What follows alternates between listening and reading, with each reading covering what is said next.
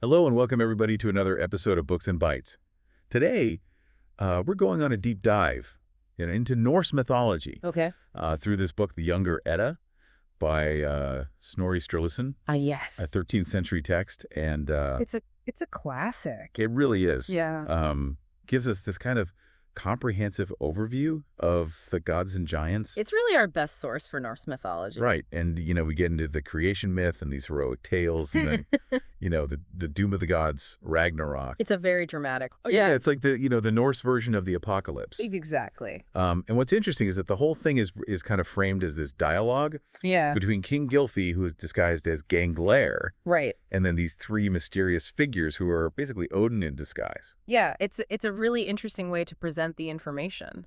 It is. And I think it makes it a lot more engaging Yeah. than just like a dry recitation of facts. Exactly. So it's like we're eavesdropping on this conversation Right. between a king and a god Exactly. to learn about Norse mythology. That's a great way to put it. Yeah. So let's start at the beginning. Okay. Where does Snorri's version of the Norse creation myth begin? Well, before the gods, before the world as we know it, there was this primordial void called Ginnungagap. Ginnungagap. Yeah, it's this vast emptiness where heat and cold fire and ice kind of collide. So it's not your typical let there be light No, kind of creation story. not at all. It's much more chaotic, Yeah. almost primordial. Okay. And from this clash of opposites, the first being emerges, Okay. the giant Ymir. The giant, you'd think it'd be a god. You would think. That would be the first being. Right. But- But in Norse mythology, it's this giant Ymir Okay. who kind of sets the stage for everything that follows. Right. And along with him, a primordial cow named Audhumla appears. A cow. A cow. Okay. She nourishes Ymir with her milk and sustains herself by licking a salt stone. Hold on. Cow licking a salt stone. I know, it sounds strange. Where does that fit into this? It's more important than it sounds. Okay. From the salt stone, a god-bearer is born. Oh, wow. His descendants eventually become the gods we know, Odin, Vili, and Vari. So we go from void to giant to cow to salt stone to god. It is quite a lineage. That's pretty wild. It is a unique creation story. It is. And I think it highlights this interconnectedness of all things. Okay. In the Norse worldview, even the gods are born from something seemingly mundane, Yeah. a salt stone licked by a cow. All right. So how do we get from giant and a cow to the world as we know it? Well, that's where things get a bit messy. Odin and his brothers decide they need more space, so they kill Ymir Okay. and create the world from his body. Wait, the world is made from a dead giant. It is his flesh becomes the earth, his blood, the seas, his bones, the mountains, his skull, the sky. Even his eyebrows become the barrier between Midgard, the realm of humans, and Jotunheim, the land of the giants. Wow. So every part of this giant is repurposed. Right. It's like this cosmic recycling project. In a way, it is. It really emphasizes the cyclical nature of life and death in Norse mythology. Nothing is truly wasted. Everything is transformed. So where do humans come into this picture? Are we part of this giant recycling project? Not exactly. Odin and his brothers find two trees on the seashore, Oh. and they imbue them with life-breath consciousness, creating the first humans, Ask and Embla. So we're descendants of trees. There you go. That's pretty cool. It is, and it speaks to the Norse people's deep connection to nature. Trees were incredibly important in their culture and their mythology. Okay, so we've got the world. Yeah. We've got humans. What about the gods themselves? Right. Who are the main players in this Norse pantheon? Well, of course, there's Odin the All-Father, the god of wisdom, war, and poetry. Right. He's always seeking knowledge, even sacrificing one of his eyes to drink from Mimir's, well, the source of wisdom. Oh, yeah. That passage where he hangs from the tree Yggdrasil for 9 days and nights to gain knowledge of the runes is one of the most famous parts of the Edda. He's willing to go to extremes. He is for stuck. message. What about some of the other gods? Well, there's Thor, the god of thunder, known for his mighty hammer Mjolnir Right. and his insatiable appetite. Yeah. He's the protector of Midgard, constantly battling giants and other threats to humanity. He always seems to be getting into some kind of trouble. He does. Doesn't he? But his heart is always in the right place. Yeah. He's fiercely loyal to Asgard and Midgard, and he's always willing to fight for what he believes in. What about the goddesses who are the prominent female figures in Snorri's version of Norse mythology? Well, you have Frigg, Odin's wife, the goddess of motherhood and prophecy. Right. She's a powerful figure known for her wisdom and her fierce love for her children, especially Balder. And then there's Freyja, the goddess of beauty and magic. Right. She's a fascinating character, independent and assertive, and she even has her own hall, Sessrumnir, where she receives half of those who die in battle. Yes, and we can't forget the Valkyries, those warrior women who ride through the sky, choosing who lives and who dies in battle. Right. They're often depicted as strong, fearless, and incredibly skilled in combat. Sounds like the goddesses in Norse mythology are just as complex and multifaceted as the gods. Absolutely. They play vital roles in these myths, and their stories are just as compelling and important as the gods. Okay, so we've got the creation myth. We've met some of the key players in the Norse pantheon. What about the stories themselves? What kind of adventures do these gods get up to? Oh, there are so many. We have tales of Thor's battles with giants, Loki's mischievous pranks, Odin's quest for knowledge, and even the tragic tale of Balder's death. Speaking of Balder, I remember reading about that story. It's pretty heartbreaking. It is Balder, the god of light, is beloved by all, but he starts having these dreams foretelling his death. So his mother, Frigg, goes to great lengths to protect him, securing oaths from every living thing not to harm him. Sounds like she's doing everything she can She is. to keep him safe. But of course, Loki, the trickster god, finds a way to exploit a loophole. He discovers that Frigg overlooked mistletoe, a seemingly harmless plant, and he tricks Balder's blind brother Hoder into throwing a mistletoe dart at Balder. Oh, no. And so Balder is killed by something as small and insignificant as mistletoe. That's tragic. It is, and it sets in motion this chain of events that leads to Ragnarok, the doom of the gods. Ragnarok. Wow. So Snorri's Edda isn't just about, fun adventures in these kind of quirky myths. No. It's also about the end of the world. It is. That's a pretty heavy topic. It is. Ragnarok is this apocalyptic prophecy where the world is engulfed in fire and ice. The gods battle against giants and monsters, and even Odin himself falls to the wolf Fenrir. Intense. What happens after the world ends? Is there any hope? That's what we'll explore in the next part of our deep dive. Okay, all right. So stay tuned to find out what happens after the dust settles from Ragnarok. Exactly. Please. We'll be right back. Welcome back to our deep dive into the Younger Edda. Last time we journeyed through the creation of the world, met some of those major players in the Norse pantheon, and we kind of left off on a cliffhanger. Right. With the prophecy of Ragnarok. The world's ending, the gods are battling giants and monsters. It's all very dramatic. Yeah. But you mentioned that there's this hope for renewal after Ragnarok. Right. What does that look like in Snorri's version of events? Well, it's not exactly a happy ending, but it's not complete annihilation either. After the fire and ice subsides, a new world emerges from the ashes of the old. So it's kind of like a cosmic reset button. Yeah. Everything is destroyed and then a new world is born. Exactly. And this new world is populated by a new generation of gods, those who survived Ragnarok, and two humans, Lif and Lithrizir, who sheltered from the destruction within Yggdrasil. It's interesting that even in this apocalyptic scenario, Snorri includes this element of continuity. Right. It's not just an ending. It's also a beginning. And it speaks to the cyclical nature of time in Norse mythology. There's this idea that destruction is not the end, but rather a necessary part of this cycle of creation and rebirth. So Ragnarok isn't just about the end of the world. It's Yeah. also about the potential for a new beginning.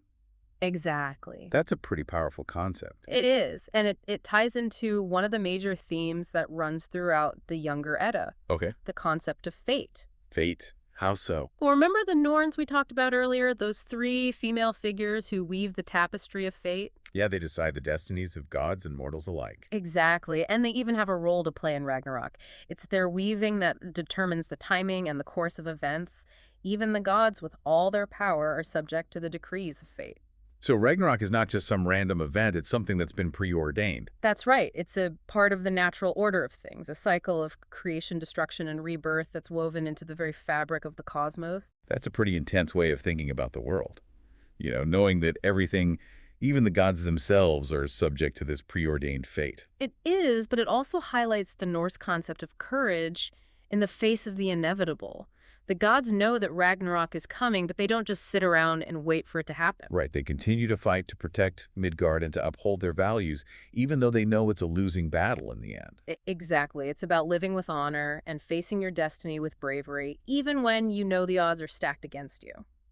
That's a powerful message. Reminds me of The Einherjar, those fallen warriors who feast in Valhalla. Ah, yes, the Einherjar, they're chosen by the Valkyries to join Odin in Valhalla, where they train and prepare for the final battle at Ragnarok. So even in death, these warriors are still fighting, still upholding their warrior code. Precisely, and it speaks to the importance of honor and glory in Norse culture. Dying a heroic death in battle was considered the ultimate sacrifice, and those who did so were rewarded with a place in Valhalla. It's a very different view of the afterlife than what we might be used to. It is, but it reflects the values of a warrior society where bravery, strength, and loyalty were paramount. Speaking of values, what else can the younger Edda tell us about the beliefs and customs of the Norse people? Well, we've already touched on the importance of fate, honor, and courage, but there's also a strong emphasis on hospitality. Hospitality, how so? Well, remember the story of Thor and the giant Skrymir? Thor and his companions are tricked and tormented by this giant, but in the end, Thor repays Skrymir's hospitality by saving his life. Exactly. Even though Skrymir was deceitful, Thor still felt obligated to reciprocate his hospitality.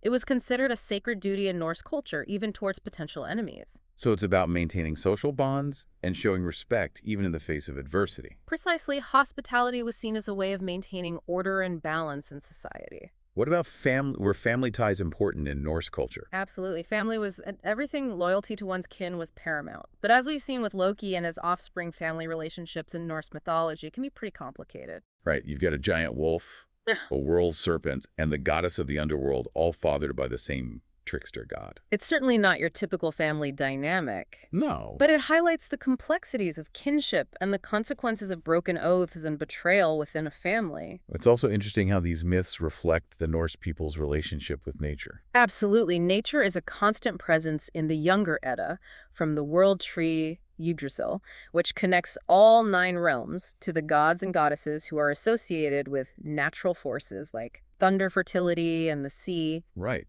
The gods are constantly interacting with the natural world, both benefiting from its bounty and facing its dangers. Exactly. And this relationship is reflected in the language itself, those kennings we talked about earlier, those metaphorical phrases.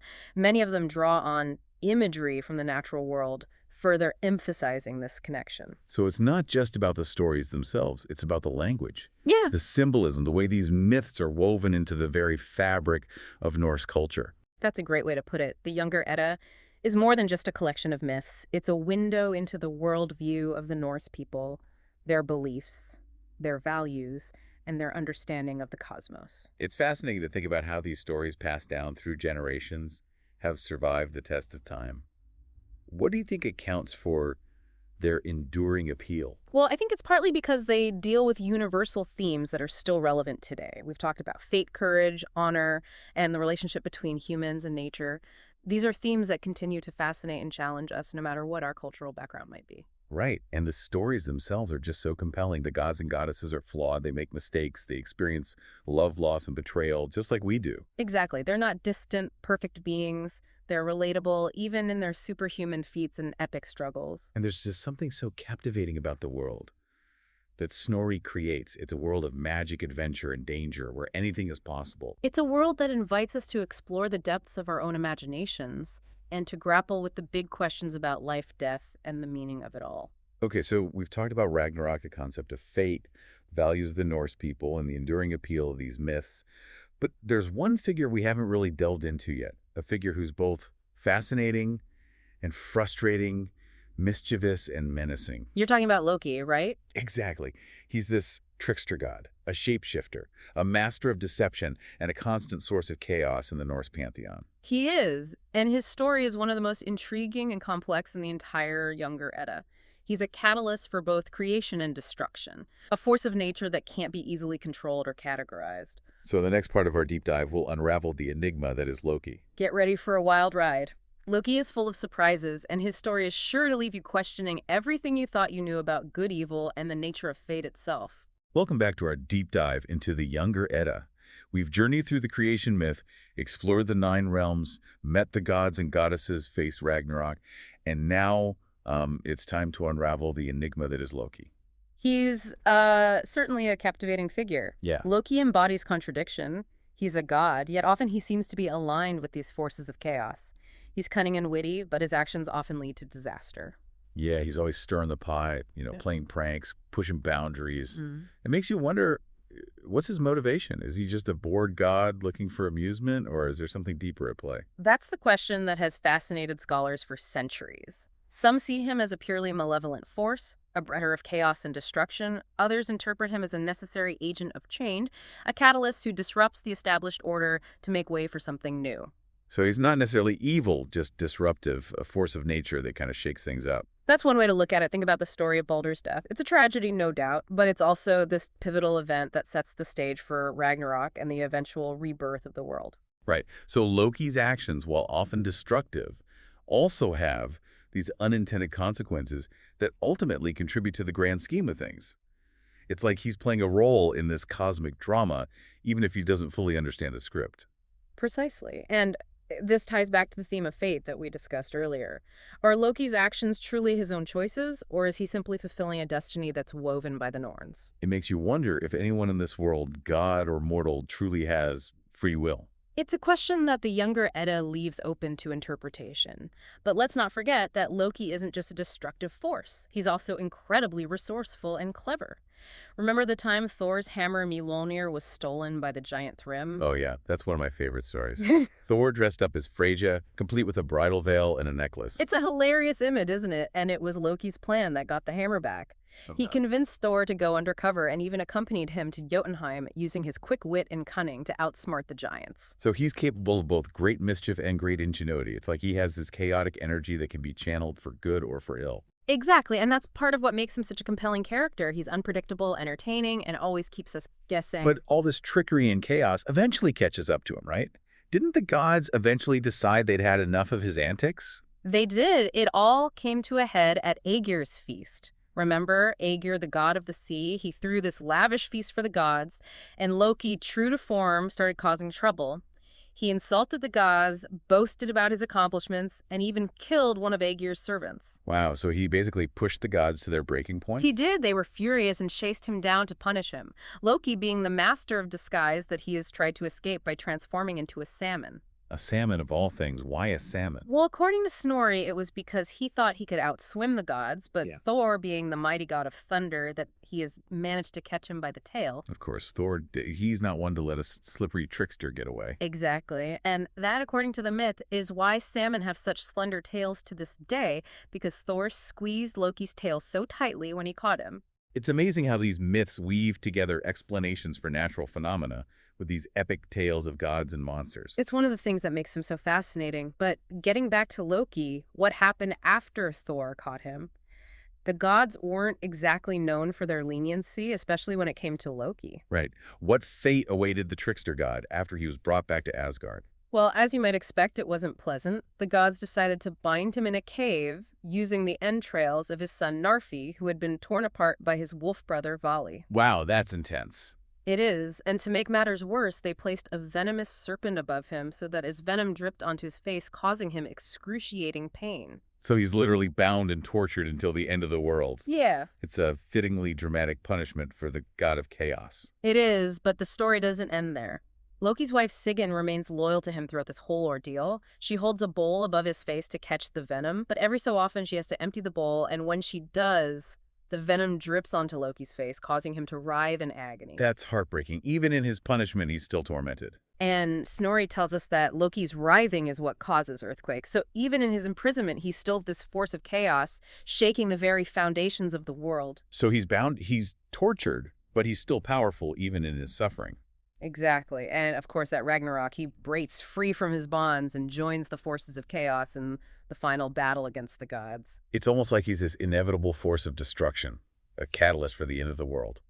In a way, he is, but even in his role as the bringer of chaos, there's a certain tragic grandeur to Loki's story. He's this brilliant, charismatic figure who's ultimately undone by his own flaws and his inability to control his impulses. It makes you wonder if he could have been different, if he'd made different choices, if the story could have ended differently. It's a question that lingers long after you finish reading the younger Edda Loki story, is a reminder that even the gods are not immune to temptation, to pride, to the darker aspects of their nature, and ultimately their actions, both good and bad, have far-reaching consequences that shape the fate of the world. Well, I think we've done a pretty thorough job of unpacking Loki, this complex and captivating figure. He's certainly left me with a lot to think about. He has a way of doing that. Loki story challenges us to consider the nature of good and evil, free will and fate, and the delicate balance between order and chaos. And it reminds us that even in the face of destruction and despair, there's always that possibility of renewal, of a new beginning. That's a beautiful way to put it.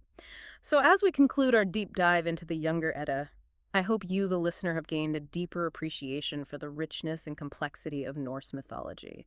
It's a world full of wonder, adventure, and these profound insights into the human condition. I know I have. It's been a fascinating journey, and I encourage anyone who's intrigued by these stories to pick up a copy of the Younger Edda and explore this world for themselves. I second that there's always something new to discover in these ancient tales. Well, on that note, we'll bring this episode of Books and Bites to a close. Thanks for joining us on this deep dive. Until next time, may your journeys be filled with adventure and wisdom.